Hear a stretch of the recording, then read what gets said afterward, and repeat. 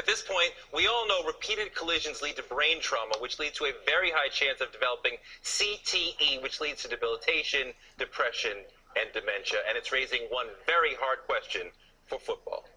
If the parents of a 12-year-old boy with athletic ability were to say to a football official, you know, we've been NFL fans all our lives, but what the research and the new information indicates about the possibility of catastrophic injury or long-term effects, we cannot in good conscience allow our son to play football. What's the possible response from a football official?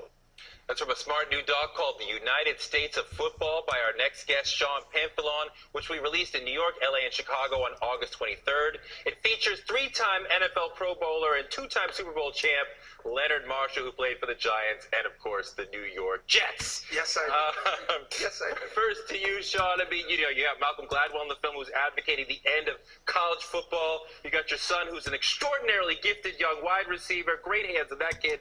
But you point out, playing football at this point is kind of like Russian roulette. Yeah, I think Frank DeFord said that, and I trust his opinion. Yeah, it was my plan or our plan, for my son to participate in that sport as he participates in other sports. But as it came closer to the age where he's going to play, we pressed pause, and I needed to go out and get the information for myself whether or not it was appropriate for him to play. And there's this incredible footage of young players being screamed at by coaches to hit more and hit harder. I know you went through that, going through multiple levels Absolutely. of football. Defensive end for the Giants, Jets, and some other team that we won't talk about. 83 and a half sacks, so thousands of collisions. How many concussions do you remember having? How are you doing now? And do you have teammates, ex-teammates you played with who aren't doing so well? Well, let me address the concussion piece first. I couldn't tell you. All right, so the glory of God is intelligence. Now, in the church, we're taught that we need to focus our whole life trying to be spiritually sensitive and spiritually in tune, but football destroys the spirit because it destroys your body, but more importantly, it destroys your brain.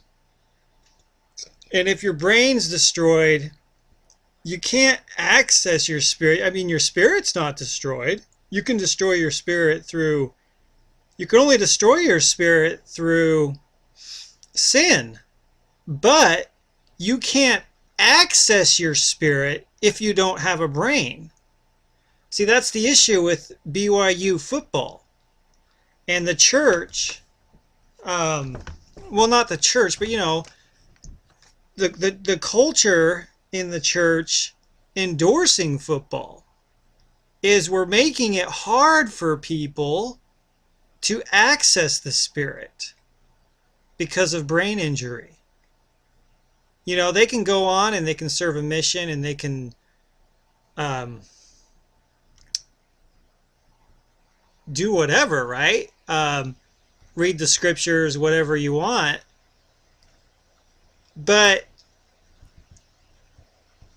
if you don't have your brain capacity, you're not going to be able to access your spirit. Does that make sense to anybody? Because that's what we're aiming for, right? We want to have full spiritual capacity, or full brain capacity to have full spiritual capacity. That's my issue with football. Now, I might be wrong. And I think I am wrong, because I think the leadership at BYU and the leadership in the church is smarter than me. So I'm just giving out my opinion, and I want to hear why I'm wrong. And if I'm wrong, that's fine. I don't have a problem being wrong. But I just look at it because I had a brain injury, and I've had to deal with having, what do you call it?